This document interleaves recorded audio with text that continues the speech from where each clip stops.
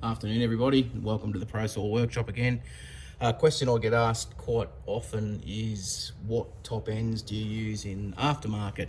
I prefer OEM, obviously, as do all builders, but if you can't get OEM or the price is just out of the question for the saw you're working on, it's a question that a lot of people have asked me. So good comparison this afternoon. This on the left is a OEM genuine Husqvarna 395 top end.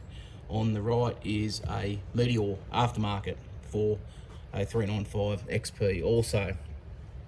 They're both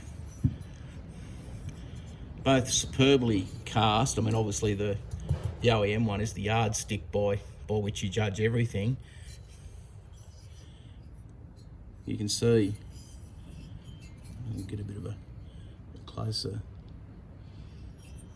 The chrome plating's beautiful in there. The squish band it's slightly rounded right at the top where it rolls over into the combustion chamber. The transfers are nice. There's good chamfering on all the port edges. It feels like good quality. That's what you're looking for. There is the Marley symbol. Very nice piece of kit. Now the OEM piston is hopefully about to see just in there's your Husqvarna symbol just there, and on the other side it's actually got the Kolbenschmidt symbol. There it is there. So it's like looks almost like a K with a dollar sign. If you see that on any cylinders or pistons, you know they're OEM also. It's a beautiful casting again and machine work. No sharp edges. Good plating on the wrist pin. Very nice bit of gear. Now the Meteor, the chrome is also excellent. The ports are nicely chamfered. They're nice as occasionally you'll find just a tiny little, like a little kick out like that. There it's sort of on both sides, where the OEM is very uniform all the way around. The chrome's really good. The squish band has got more of a hard edge there where it rolls over into the combustion chamber, which is no issue. It's still beautifully machined.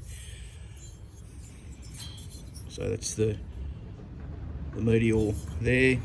The Meteor has a brass hose tail for your impulse takeoff.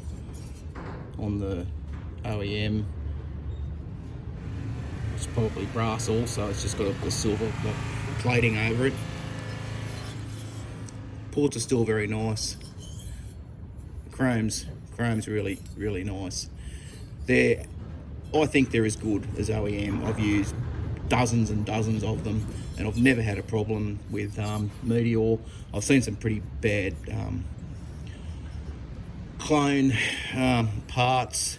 A lot of them are Chinese in origin. The casting's atrocious. The chrome plating, you can get your nail under it and pick it off. They're really, some are better than others. Some are very, very poorly done. Meteor pistons, I use them exclusively. They're beautifully made, beautifully machined. Just everything about them is spot on, and they always come with Cobra rings. If you can see, just I don't get that to focus.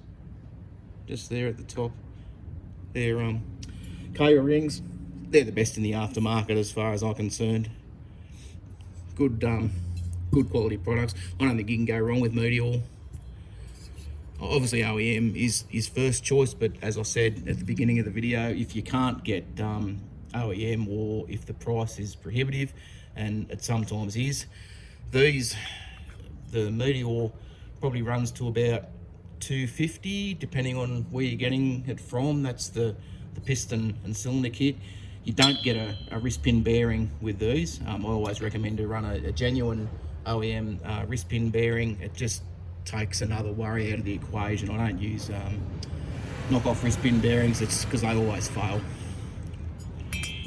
The OEM, on the other hand, to buy that in Australia, depending on where you're getting it from, and depending on how much your Husqvarna dealer likes you, you can spend between $600 and $800 on it. For a lot of people, that is prohibitive, and that's fair enough. That's why these are such a good thing. But they're